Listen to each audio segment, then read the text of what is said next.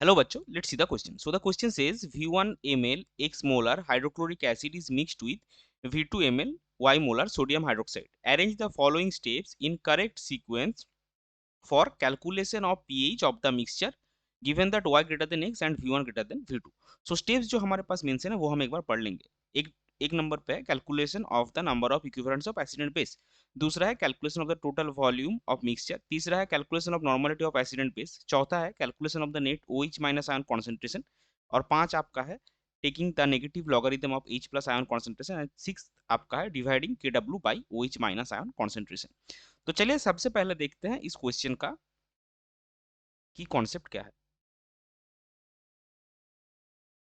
इस क्वेश्चन का की कॉन्सेप्ट है एसिड बेस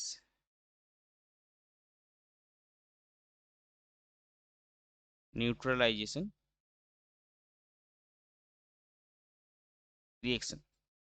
अभी देखिए, अगर आप देखेंगे जो स्टेप्स मेंशन है तो पहला जो स्टेप है उसमें calculation of number of equivalents of acid on base. ये स्टेप आपको आपके प्रोसेस में इन्वॉल्व करना है. नंबर ऑफ इक्विवेलेंट्स या मिली इक्विवेलेंट्स कब आता है? जब आपका कॉन्सेंट्रेशन जो है, स्ट्रेंथ जो है वो नॉर्मलिटी में दिया होता है. लेकिन क्वेश्चन में देखिए आपको दिया हुआ है V1 ml of x molar और V2 ml of Y molar, यानी कि कॉन्सेंट्रेशन जो आपका है वो मोलारिटी में है. तो अगर आपको जो एसिड और बेस दिया गया है उसके नंबर ऑफ इक्विवेलेंट्स निकालने हैं तो सबसे पहले आपको क्या करना पड़ेगा? जो फर्स्ट स्टेप आपका होगा वो होगा जो मोलारिटी गिवन है उसको नॉर्मलिटी में कन्वर्ट करना. यानी कि आपका एकदम पहला स्टेप आएगा calculation of the normality of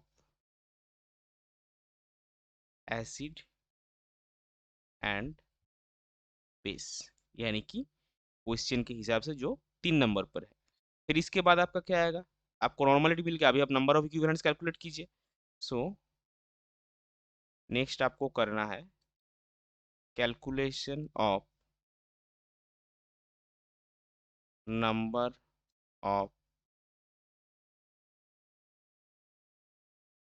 equivalent of acid and base, यानी कि आपका हो जाएगा स्टेप 1 क्वेश्चन के हिसाब से. ये हो गया आपका दूसरा स्टेप. नेक्स्ट आपको क्या करना है? अभी देखिए यहाँ पे आपको टोटल वॉल्यूम कैलकुलेट करना है. सो कैलकुलेशन ऑफ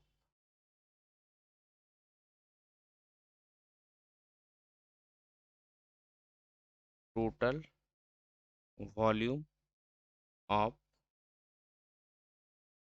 मिक्सचर, यानी कि ये आपका आएगा क्वेश्चन का स्टेप 2. अभी देखिए ये हमने क्यों किया, क्योंकि आप अगर क्वेश्चन का 4 नंबर पे जो स्टेप दिया हुआ है वो देखिए calculation of net OH minus ion concentration. इसका मतलब क्या है? अगर आपका दिया गया है कि आपके जो प्रोसेस है उसमें स्टेप ये इन्वॉल्व है कि आपको नेट OH माइनस आयन का कंसेंट्रेशन कैलकुलेट करना है. इसका मतलब अगर आप जब नंबर ऑफ इक्विवेलेंट्स कैलकुलेट करेंगे तब क्या होगा? तब जो बेस का नंबर ऑफ इक्विवेलेंट्स होगा वो एसिड के नंबर ऑफ इक्विवेलेंट्स से ज्यादा होगा. यानी कि न्यूट्रलाइजेशन के बाद आपका क्या होगा? आपका जो बेस है, न्यूट्रलाइजेशन के बाद आपका बेस एक्सेस अमाउंट में रहेगा. लेकिन देखिए अगर आपका मान लीजिए कि बेस का कोई भी ए इक्विवेलेंट बेस का बचा हुआ है, लेकिन वॉल्यूम तो अभी बेस का V2 नहीं ml नहीं है ना, वॉल्यूम अभी टोटल वॉल्यूम होगा, आपने V1 ml के साथ V2 ml मिक्स कर दिया. इसीलिए आपको OH माइनस आयन कॉन्सेंट्रेशन निकालने से पहले नंबर ऑफ इक्विवेलेंट्स निकालने के बाद आपको जो है टोटल वॉल्यूम कैलकुलेट करना पड़ता है सॉल्यूशन का. इसीलिए ये हमारा तीसरा स्टेप हुआ. और इसके बाद का स्टेप क्या है वो आपको पता है. इसके बाद का स्टेप आपको होगा calculation of calculation of the net OH minus ion concentration, यानी कि ये आपका हो गया क्वेश्चन के हिसाब से स्टेप 4. नेक्स्ट स्टेप क्या होगा? अभी देखिए आपको क्वेश्चन में क्या निकालने के लिए बोला है? आपको क्वेश्चन में निकालने के लिए बोला है पीएच ऑफ द मिक्सचर. लेकिन आपको यहाँ पे क्या मिल रहा है? आपको यहाँ पे OH माइनस आयन का कॉन्सेंट्रेशन मिल रहा है, यानी कि क्या आपको POH मिलेगा. H प्लस आयन का कॉन्सेंट्रेशन हम कैसे निकाले? H प्लस आयन का कॉन्सेंट्रेशन हम निकालेंगे डिवाइडिंग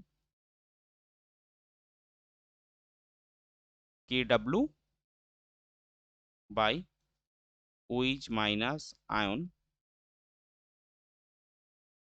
कॉन्सेंट्रेशन, यानी कि आपका सिक्स स्टेप इसके बाद होगा, क्यों होगा, क्योंकि जो के डब्ल्यू है, K W is equal to concentration of H plus into concentration of O H minus.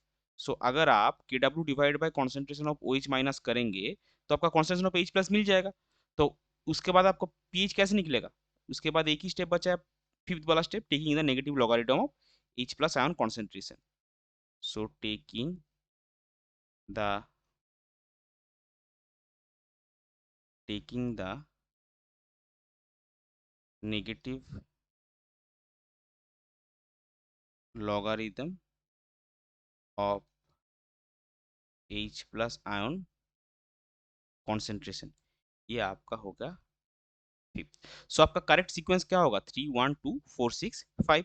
सो इसको हम एज ए फाइनल आंसर लिख लेंगे। So correct